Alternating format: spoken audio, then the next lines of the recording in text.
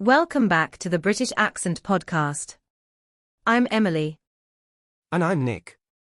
Today we're diving into a really fun and practical topic: how you can practice English while you're cleaning, walking, or even cooking. Exactly.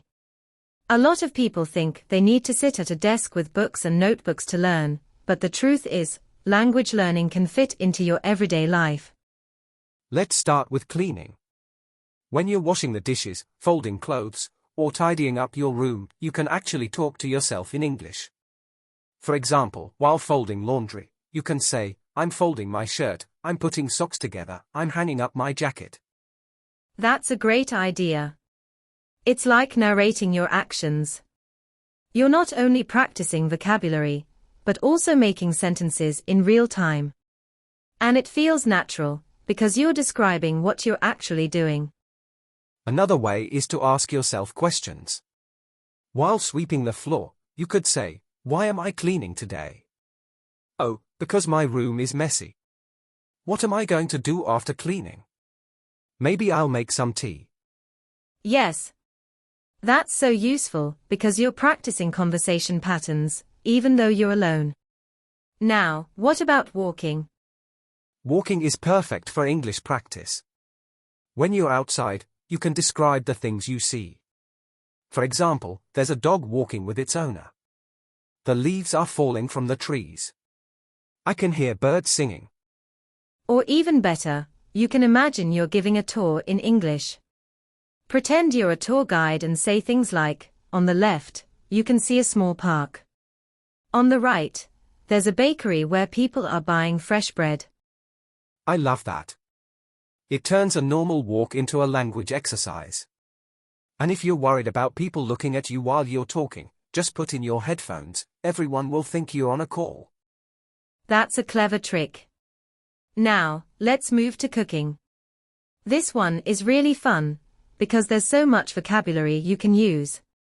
For example, I'm chopping onions, I'm boiling water, I'm frying eggs, I'm stirring the soup. And you can also practice giving instructions, like you're on a cooking show. First, crack the eggs into a bowl. Then, whisk them until smooth. After that, heat some oil in a pan. Plus, when you cook in English, you're training your brain to connect daily life with the language.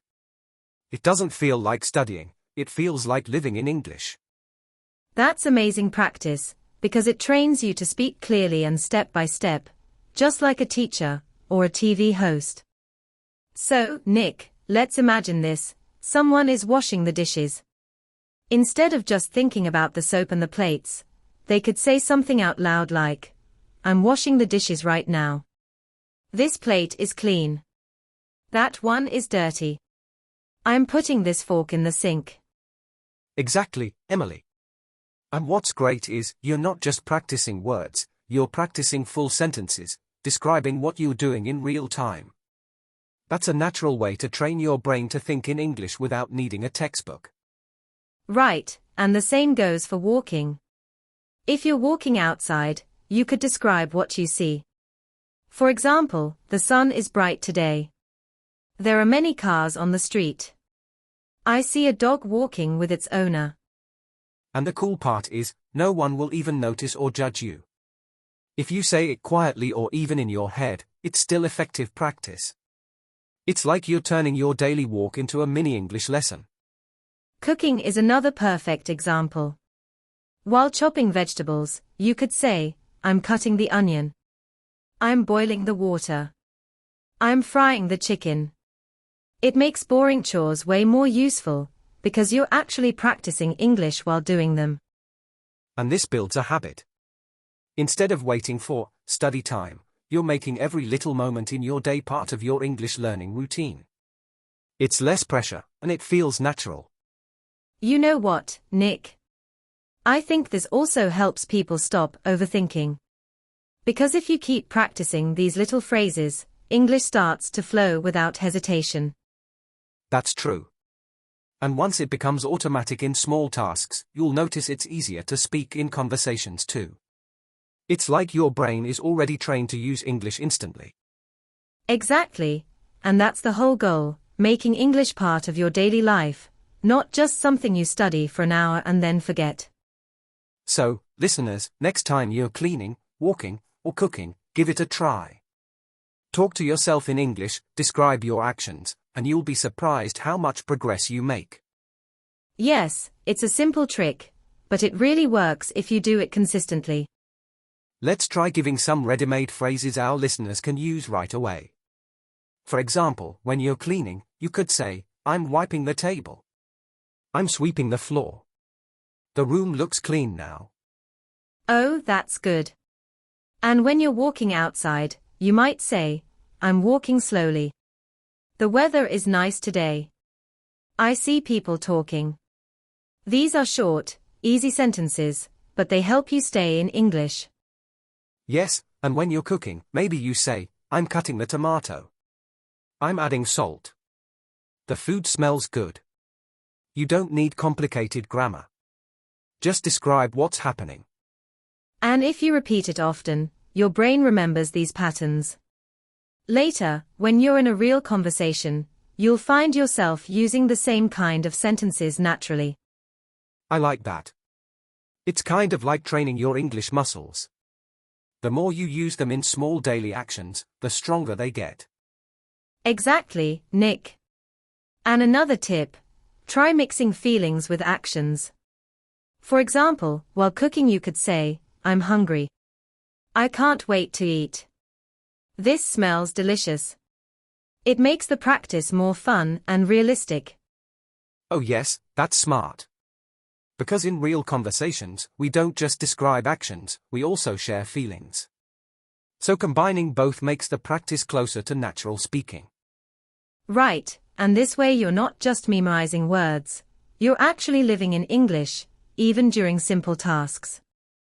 And the best part is, you don't need extra time. You're already cleaning, walking, or cooking. You're just adding English to it. Exactly, it's like layering English on top of what you're already doing. No extra schedule, no stress. You can even challenge yourself by making longer sentences. For example, instead of, I'm cooking rice, you could say, I'm cooking rice because I want to eat something warm for dinner. That's a great idea. Adding because or and makes your sentences flow more naturally, just like real conversation. And if you're walking outside, you could practice noticing things. I see a dog running. The dog is barking loudly. The owner is smiling. That's already 3 sentences from one small moment. Yes, it's like narrating your own life in English. And it keeps your mind active, because you're always looking for new things to describe. Some learners might feel shy at first, talking to themselves in English. But honestly, nobody cares, especially if you're just whispering or saying it in your head. Exactly. And even if someone hears you, it's fine. You're practicing, and that's something to be proud of. Another trick is to pretend you're explaining your actions to a friend. Like while cooking, say, now I'm cutting the onions. Be careful, the knife is sharp. Next, I'll put them in the pan. I love that. It feels like you're hosting a cooking show, but in English. It makes the practice more fun and playful. And when you're cleaning, you can do the same thing.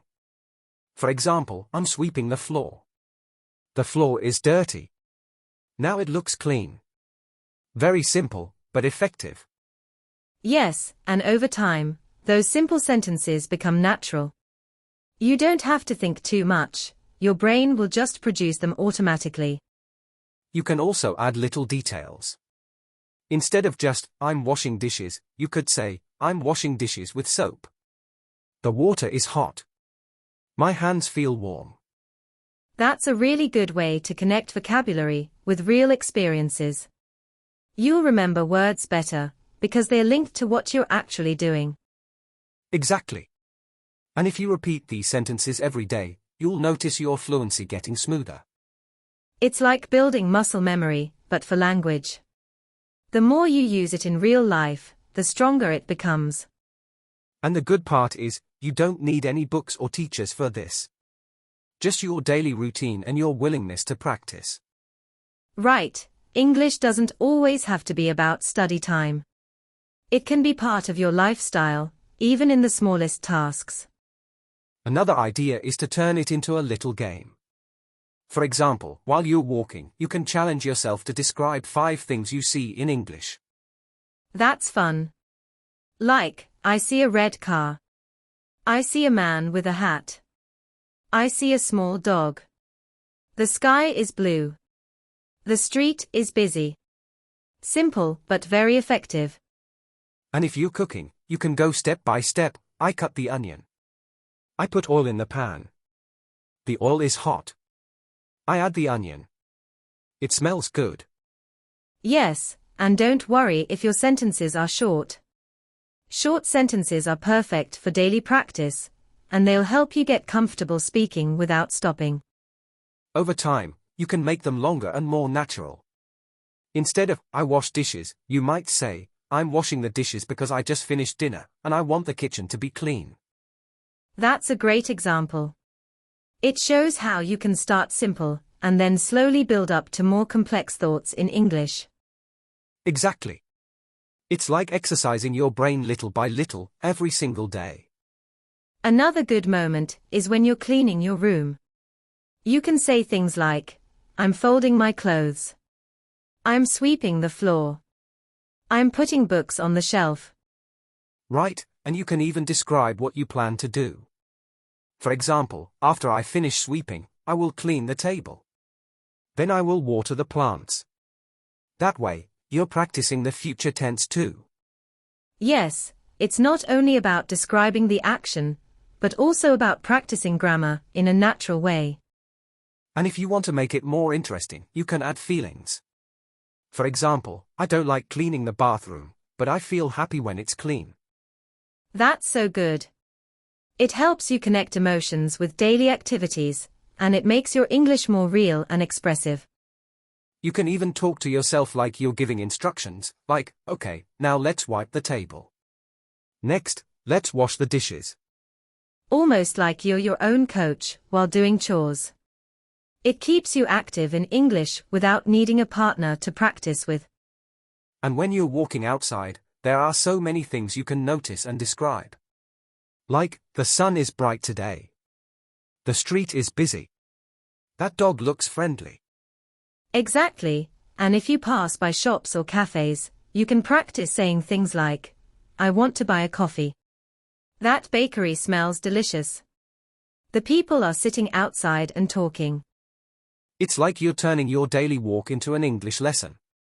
Yes, and if you want to practice conversations, you can imagine meeting someone. For example, hi, how are you? I'm just going for a walk. Then answer yourself, I'm good, thanks. The weather is nice today. That's a fun way to make your English practice more alive. And if you want to challenge yourself, you can describe directions while walking. Like, I'm turning left. I'm going straight. I'm crossing the street carefully. Super practical. It's useful English, and it keeps your brain in learning mode while you're just living your life. So whether you're cooking, cleaning, or walking, you can always turn those little moments into English practice. That's the key, don't wait for the perfect study time. Use your daily routine as your classroom. Exactly. The more you do it, the more natural your English will sound. Thanks for joining us today. Keep practicing, and remember, English is everywhere if you look for it. Take care, and we'll talk to you in the next episode.